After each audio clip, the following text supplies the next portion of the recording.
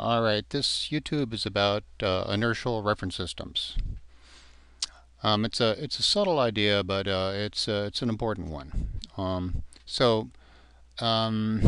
way to say it is that Newton's first law holds in inertial reference systems, but does not hold in non-inertial reference systems. And in fact, Newton number two doesn't hold in a non-inertial reference system.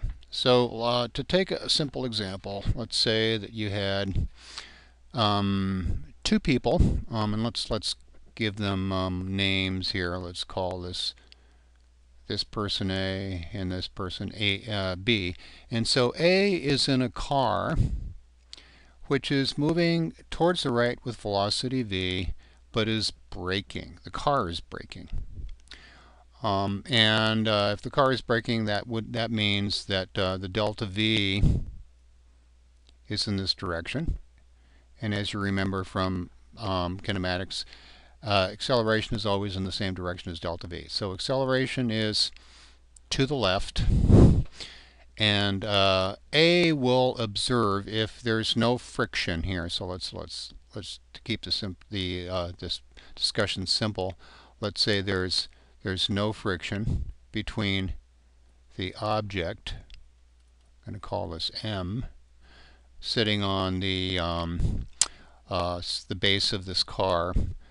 There's no friction between M and the base of the car, and so as the car brakes, A is sitting in a car seat. So let's put a car seat here. There's a car seat. And so A is sitting in the car seat, and so what A will observe is that as the car brakes, M accelerates towards that person. And he will incorrectly conclude that there is a force acting on M because he observes acceleration. And that's a false conclusion because he's in a non-inertial reference system. If there's no friction between the car and M, there's no horizontal force that can be acting on M. And if there's no force and no agent for a force, his observation of an acceleration makes Newton number one and Newton number two incorrect. On the other hand, B, standing stationary on the side of the road, here's a tree, so he's stationary relative to the tree. He's also looking at this mass M that's on the car, and B observes that M continues with constant velocity. And so B will observe, and let's write that in here, observe M continuing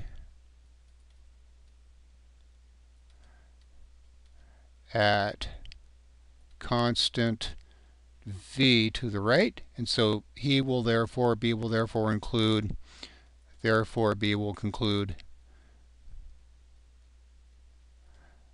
that the A is equal to 0, and B will conclude correctly that F net acting on M is equal to 0 newtons.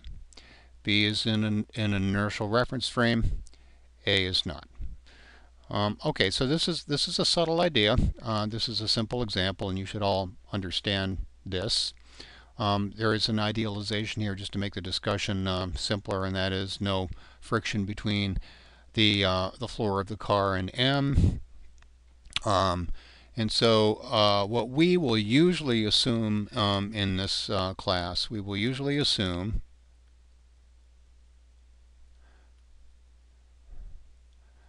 that Earth is an inertial reference system. IRS does not stand for the Internal Revenue Service here. It stands for Inertial Reference System. And that, strictly speaking, is not true. The Earth is rotating. Anything is rotating, as we will see when we get up to uniform circular motion, has accelerations built into it. But the idea is that the Earth is actually, it's doing two things. It's revolving around the sun and it's rotating about its axes. But both of those are relatively small effects which we will usually ignore. And so we will usually assume that the Earth is an inertial reference system. That's essentially what I've done when I've said that B is an inertial reference system. Because if B is stationary relative to the tree, well, that means that B is stationary relative to the Earth. So more on this later, but this is a example of an inertial and a non-inertial reference system. B is an inertial reference system relative, stationary relative to the Earth, and A is not. A is accelerating relative to the Earth.